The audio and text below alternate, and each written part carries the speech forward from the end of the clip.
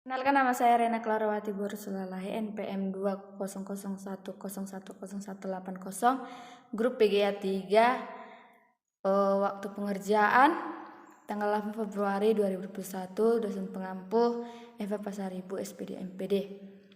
Saya akan menjawab pertanyaan yang pertama, yaitu sebutkan dan jelaskan isi Perdiknas nomor 22 tahun 2006, tujuan dari mata pembelajaran pendidikan kewarganegaraan. Tujuan pendidikan kewarganegaraan diatur dalam Perdiknas nomor 22 tahun 2006 tentang standar isi untuk satuan pendidikan dasar dan menengah. Tujuan adalah agar peserta didik memiliki kemampuan sebagai berikut, yaitu 1. Berpikir secara kritis, 2. Berpartisipasi secara aktif dan bertanggung jawab, 3. Berkembang secara positif dan demokratis, 4. Berinteraksi dengan bangsa-bangsa lain dalam pencaturan dunia secara langsung atau tidak langsung. Nah, soal nomor 2 yaitu PKM sebagai mata pembelajaran yang mengusung misi pendidikan, nilai dan moral. Jelaskan dengan kata-kata sendiri apakah makna dari kalimat di atas dihubungkan dengan makna kuliah konsep dasar pembelajaran PKN SD.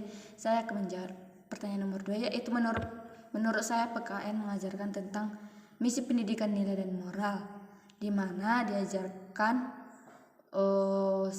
mahasiswa atau mahasiswi atau anak didik diajarkan untuk mengenal namanya moral dan nilai untuk bisa dijadi pedoman bagi masa depan mereka untuk dipelajari supaya mengenal apa itu moral dan nilai untuk kehidupan mereka.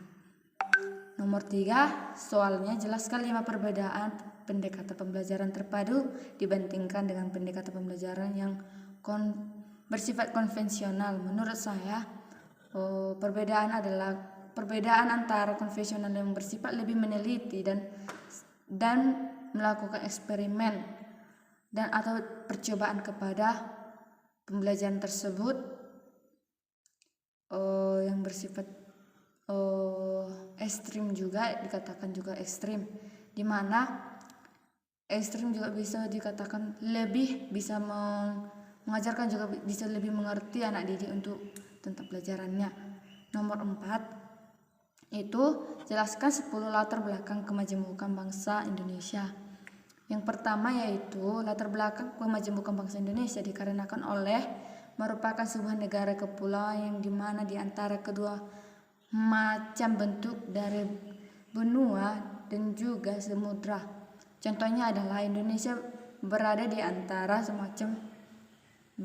antara benua Asia dan Australia. Nah, soal nomor 5 yaitu paradigma pendidikan demokrasi yang perlu dikembangkan dalam lingkungan sekolah adalah pendidikan demokrasi yang bersifat multidimensional atau bersisi jamak. Jelaskan pernyataan ditulis dengan kata-kata sendiri. Menurut saya, dikembangkan pendidikan untuk anak didik tentang pendidikan demokrasi ke setiap anak didik bersifat jamak itu bisa dikatakan juga dengan lebih mendalam untuk pembelajarannya yang dipelajarkan kepada anak didik dan bisa mengerti tentang pendidikan tentang politik, nilai moral dan hukum. Sekarang nomor 6, jelaskan 5 tujuan pendidikan kewarganegaraan di SD. Saya akan menjawab pertanyaan nomor 6 yaitu tujuan pendidikan kewarganegaraan Indonesia adalah menciptakan warga negara yang memiliki wawasan kenegaraan, menanamkan rasa cinta tanah air dan kebanggaan sebagai warga negara Indonesia sebagai penerus generasi muda. Nomor 7 jelaskan 3 dimensi pendidikan kewarganegaraan Winat Putra yaitu adalah menurut Winat Putra 2001 terdapat 3 dimensi dari pendidikan kewarganegaraan PKN, yakni PKN sebagai program kurikuler, PKN sebagai program akademik, dan PKN sebagai program sosial kultural. PKN sebagai program kurikuler maksudnya adalah bahwa PKN merupakan bagian program pendidikan yang dirancang dan diajarkan kepada peserta didik. Sedangkan PKN sebagai program akademik maksudnya adalah bahwa PKN merupakan bagian dari bidang kajian yang bersifat ilmiah. Karena PKN adalah sebuah ilmu, maka pendekatan dengan metode penelitian yang digunakan harus ilmiah. Sedangkan nomor yang ketiga, PKN sebagai sosial kultural maksudnya adalah bahwa PKN bagian tidak terpisahkan dengan kegiatan sosial kultural kewarganegaraan. PKN dikembangkan di dalam kehidupan nyata masyarakat sebagai komponen negara. Sekarang nomor 8 yaitu bagaimana mengorganisasikan pendidikan kewarganegaraan di SD.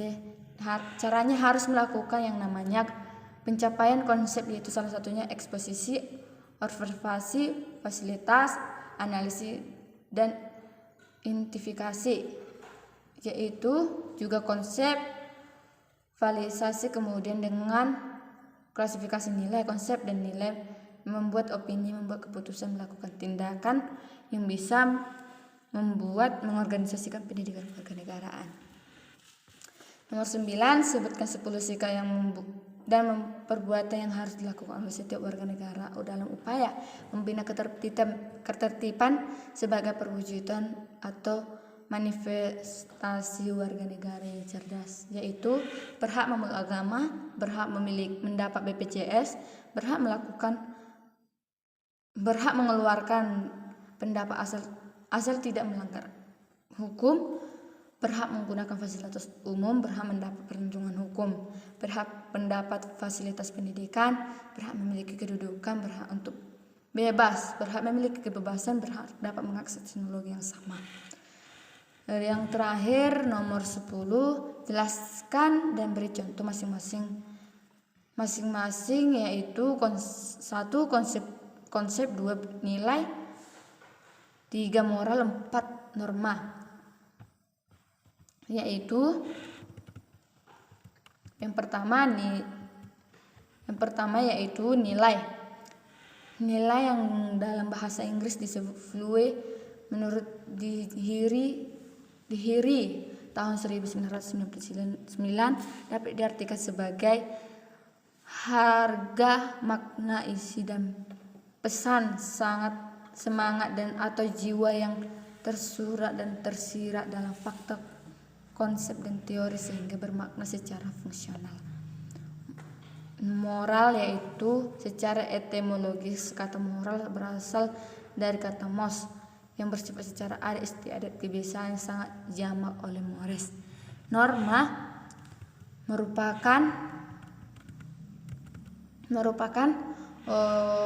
secara normatif mengandung arti aturan, kaidah, petunjuk, pedoman yang harus dipatuhi oleh manusia agar perilakunya tidak menyimpang dan tidak pihak lain. Yang terakhir yaitu konsep merupakan gambaran umum yang bersifat abstrak dari situasi, objek atau peristiwa yang suatu akal pikiran, suatu ide atau gambaran netral. Sekian jawaban dari saya. Terima kasih, Bu.